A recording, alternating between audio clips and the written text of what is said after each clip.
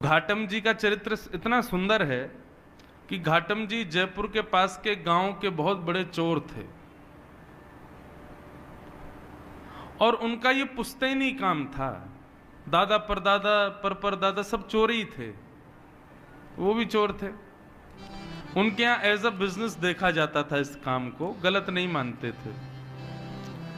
तो रात्रि में जब लोग बाग निकलते थे उस नगर से, उस गांव से, तो घाटम जी बैठे रहते थे और उस व्यक्ति को पकड़ करके लूट लेके जाना, यही उनका काम था। एक बार घाटम जी बैठे थे, देखो भगवत कृपा कैसी, गुरु भी बंधुओं भगवत कृपा से ही आते हैं जीवन में। आप सोचो, जो लोग कहते हैं हम ढूंढ रहे हैं गुरु जी कोई मिल जाए तो बनाएंगे, कभी नहीं मिलेंगे।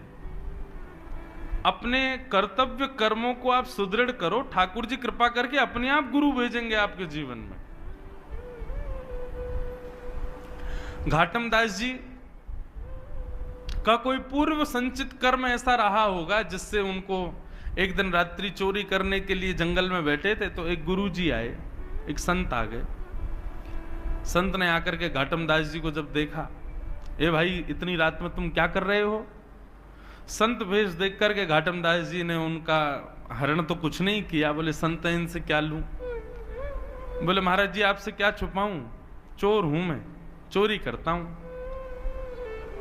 संत बोले काम तो अच्छा नहीं है। बोले कि महाराज आपके लिए अच्छा नहीं होगा, पर हमारे तो घर परिवार शतकों से इसी से चल रहे हैं। हमारे दादा परदादा परदादा हम सब चोरी थे, मैं भी चोर हूं।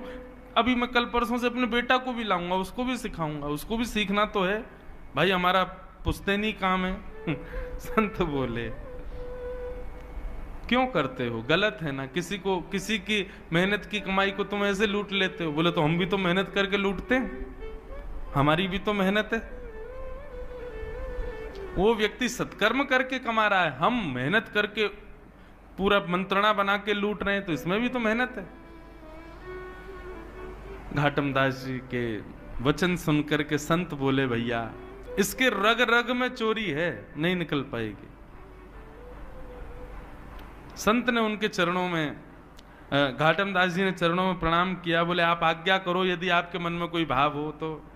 बोले भाई तुम मेहनत करके धन कमाया करो। बोले मेहनत ही तो करता हूं नाथ। संत बोले ये नहीं सुधरेगा।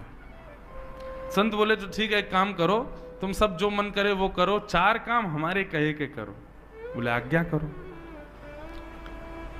पहला, सदा सत्य बोलोगे, कभी झूठ नहीं बोलना। चोरी की तुमको छूट है, तुम चोरी करो, डकैती डालो, लेकिन तुम सदा सत्य बोलोगे। घाटम दास जी बोले ठीक है। दूसरी बात,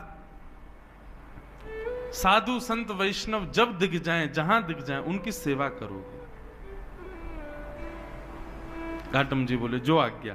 तीसरी बात, जीवन में जो कुछ भी पाओगे उसको पहले भगवान को निवेदित करोगे, चाहे चोरी की सामग्री क्यों ना हो, पहले भगवान को अर्पित करो, उसके बाद अपने जीवन में उसका प्रयोग करना जी।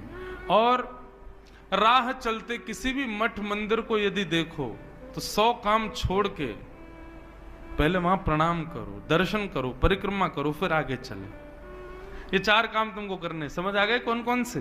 पहली बात सत्य बोलनी है, दूसरा संत ब्राह्मण वैष्णवों की सेवा करनी है, तीसरा कुछ भी सामग्री लोगे पहले ठाकुर जी को निवेदित करनी है, प्रसाद बना के उसको स्वीकार करना है, और चौथी बात, राह में कोई भी मठ मंदिर मिले पहले वहां प्रणाम करो, फिर आगे चलो।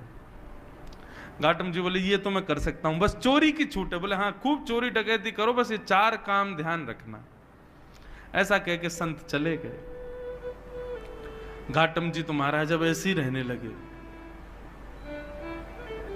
सत्य बोलते थे, संतों की सेवा करते थे, कोई भी चोरी करते पहले भगवान को देते, फिर अपने प्रयोग में लेते, और कहीं भी कोई मंदिर मिलता प्रणाम करते। गुरु के बताए मार्ग पर चल रहे थे तो चोरी में उनको और ज्यादा लाभ होने लग गया।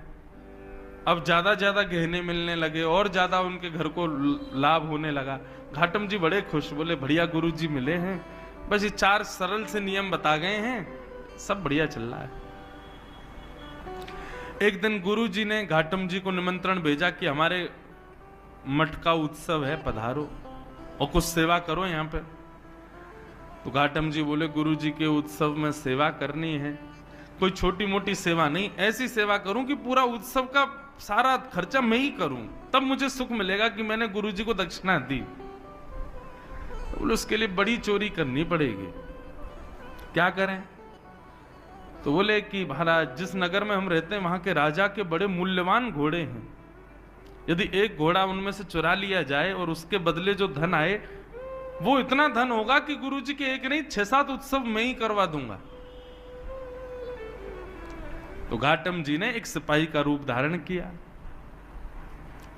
राजा के दरबार में जाने लगे। द्वारपालों ने पूछा, कहां भाई, कहां कहां कहां घुसे चले जा रहे हो भीतर? कौन हो? थे तो सिपाही वेश में। अब पूछा कौन हो, तो सत्य बोलते थे। बोले चोर हूं, चोर हूं, चोरी करने आया हूं। तो सिपाहियों को ऐसा लगा कि भैया ये कोई राजा का अंतरंग व्यक्ति है और हमने इससे पूछ लिया कि तुम कौन हो, तो इसको बुरा लग गया है, इसलिए ये व्यंग में बोल रहा है कि चोर हूं। अरे भैया क्षमा करो, जाओ जाओ भीतर जाओ। घाटम जी बड़े खुश, सत्य बोल रहा हूं फिर भी देखो आज्ञा मिल रही है, जाओ। घाटम जी भीतर गए। राजा के 4 घोड़े थे, उनमें सबसे महंगा घोड़ा काला वाला था, वही चुराया। उस पर बैठ करके और महाराज बाहर निकलने लगे तो सिपाहियों ने फिर पूछा, बोले ये तो राजा का घोड़ा है, इसको लेके कहां जा रहे हो? बोले बताया था ना चोर हूं, चोरी करने आया हूं, घोड़ा चोरी करके ले जा रहा हूं, अपने घर बेच दूंगा इसको। सिपाहियों को फिर लगा, बोले अब तो कुछ ज्यादा ही बुरा मान गए लगते हैं ये, हैं? ये कोई राजा के कार्य से आया व्यक्ति है, हम बार बार इसको टोक देते हैं तो बेचारा बुरा मान जाता है, अपने आप को चोर बताता है। अरे भैया क्षमा करो, तुम जाओ जाओ ले जाओ। घाटम दास जी ले गए। घाटम दास जी घोड़े पर बैठे, बोले गुरु जी की पहली आज्ञा पूर्ण हो गई। गुरु जी ने कहा था जो भी सामग्री लो पहले ठाकुर जी को निवेदित करो। हे ठाकुर जी, ये घोड़ा आपका ही है, ये राजा का नहीं है, मेरी मन बुद्धि स्वीकार कर चुकी है, ये आपका है। ऐसा कह करके जा रहे थे। अब राजा को कहीं निकलना था, उसने अपने घोड़े बुलाए। किसी ने आके बताया, बोले एक काला वाला घोड़ा तो है ही नहीं महाराज। पूछा गया तो सिपाहियों ने बताया, बोले एक व्यक्ति आया था, वो लेके चला गया। पूरी बात बताई, बोले उसने बताया भी था मैं चोर हूं। राजा बोले तो तुमने उसको पकड़ा क्यों नहीं? बोले हमको लगा इतना सत्य कौन बोलता है, वो बोल रहा था कि मैं चोर हूं, चोरी करने आया हूं, लाग जाके बेच दूंगा। तो हमको लगा महाराज का कोई निजी सेवक है, बुरा मान गया इसलिए ऐसे बोल रहा है, इसलिए छोड़ दिया। जाओ पकड़ो, ज्यादा दूर नहीं गया होगा। सैनिक दौड़े पीछे।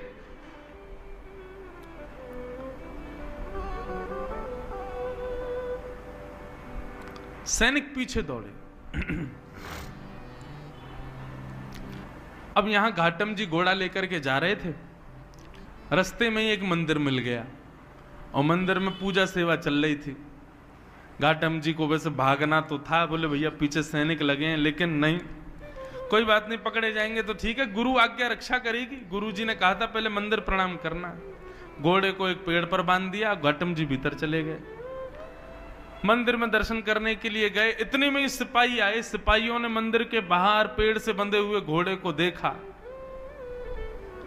घोड़े की कद काती और उसका नैन नक्श तो सब वही थे जो राजा के घोड़े के थे, पर उसका रंग अब श्वेत हो गया था, वो काला नहीं था, अब सफेद हो गया था।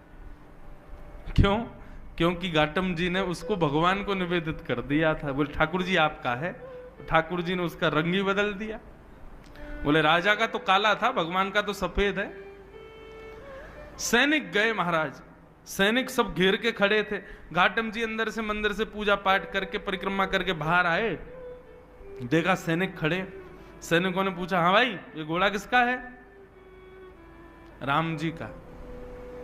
सत्य ही बोल रहे हैं, मैंने तो निवेदित कर दिया उनको। बोले तुम राजा के यहां से चुरा के लाए हो ना इसको? बोले हाँ ये बात सत्य कि राजा के यहां से चुराया, पर मैंने अब ये ठाकुर जी को दे दिया है, अब ये ठाकुर जी का है। तो क्या बकवास करते हो? और ये काला था, ये गोरा कैसे हो गया? बोले वो तो मैं भी सोच रहा हूं कि ये गोरा कैसे हुआ। मुझे ऐसा लगता है राम जी को गोरे घोड़े पसंद होंगे, इसलिए उन्होंने इसको गोरा कर दिया। सैनिकों के दिमाग में बात ही नहीं घुस रही घाटम की। बोले बोल क्या रहा है? बोले भाई कद काटी तो वही है, सब नैन नक्श वही है राजा के घोड़े के जो थे, ये गोरा कैसे हो गया? तो घाटम जी बोले मैं बोल भी तो रहा हूं कि मैंने चुराया, और जब चुराया था तब काला था, पर राम जी को निवेदित किया तो गोरा हो गया। सैनिक बोले ऐसे काम नहीं, इसको पकड़ के ले चलो, ले चलो इसको। पकड़ के राजा के सामने ले गए। राजा ने कहा भाई घोड़ा तो ये मेरा ही है, पैरों में नाल भी वैसी, आंख भी वैसी, कान भी वैसे, गले के बाल भी वैसे, सब कुछ, लेकिन ये गोरा कैसे हो गया? और 1 घंटा भी नहीं हुआ तुमको चोरी किया, इतनी जल्दी कोई पुताई करके रंग तो बदल नहीं सकता, ये रंग इसका गोरा कैसे हुआ? घाटम जी बोले क्योंकि नाथ ये पहले आपका था, अब ये राम जी का है। बोले राम जी का मतलब? बोले मैंने राम जी को निवेदित कर दिया, उनको दे दिया, प्रसाद बन गया, अब ये उनका प्रसाद है, उनको गोरे घोड़े पसंद होंगे इसलिए गोरा हो गया। आपका ही है, मैं मानना हूं मैंने ही चोरी किया है, पर ये अब राम जी को दे के मैंने गोरा करवा लिया। राजा का भी सर घूमने लगा, बोले ये कैसा व्यक्ति है, क्या बोल रहा है? बोले सुनो ये झूठ बोल रहा है, ये चोर को बचाने का प्रयास कर रहा है, चोर तो इसने भगा दिया असली घोड़े के साथ, और ये नकली घोड़ा लाके हम लोगों को गुमराह कर रहा है। नहीं नहीं महाराज मैं झूठ नहीं बोलता, ये आपका ही घोड़ा है। बोले यदि ये मेरा घोड़ा है तो मेरे घोड़े की एक पहचान है कि उसके गले के पास में एक मस्सा है बालों के भीतर। बोले देख लो। आकर के महाराज बाल हटा करके देखे, राजा तो महाराज मूर्छित जैसा हो गया, मस्सा दिख गया उसको। बोले असंभव, ये गोरा कैसे हो गया? बोले मैं बता रहा हूं ना, ये राम जी को निवेदित कर दिया मैंने। राजा चरणों में गिर गए, भैया तू क्या बला है, तू ये बता पहले, सत्य भी बोल रहा है, चोरी भी कर रहा है, सबको बता भी रहा है मैं चोर हूं, सब कुछ कर रहा है, और अब तू ये है क्या?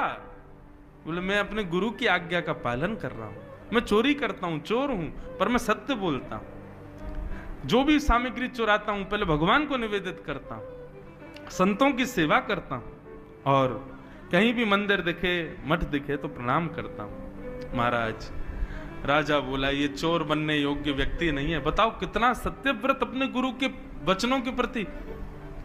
बोले महाराज आपकी आज्ञा हो तो आज से आप हमारे राजगुरु, अब आपको चोरी नहीं करनी है, आप हमारे इस राज शासन के गुरु के रूप में विराजमान हो जाओ। घाटम जी ने जब ये शब्द सुना तो नेत्रों से अविरल अश्रुधार गिरने लगे और अपने गुरुदेव को याद करके रोने लगे। मेरे गुरुदेव की सहज वाणी का मैंने पालन किया, चोरी करता था, सब गलत काम करता था, केवल उनकी वाणी का पालन करने पर आज मुझको एक राजा का गुरु पद भी प्राप्त हुई। यदि मैंने कार्य भी सत्कृत्य किए होते तो आज एक राजा नहीं साक्षात राम जी मुझको गोदी में बिठाते। मैं आज के बाद चोरी नहीं करूंगा। और उस दिन से घाटम जी का नाम बदल गया और उन्होंने अपना नाम रखा घाटम दास। और केवल साधारण सी गुरु आज्ञा से एक चोर, जिसके पुश्तैनी चोर हैं सब, ऐसे घाटम जी परम भक्त वैष्णव हो गए।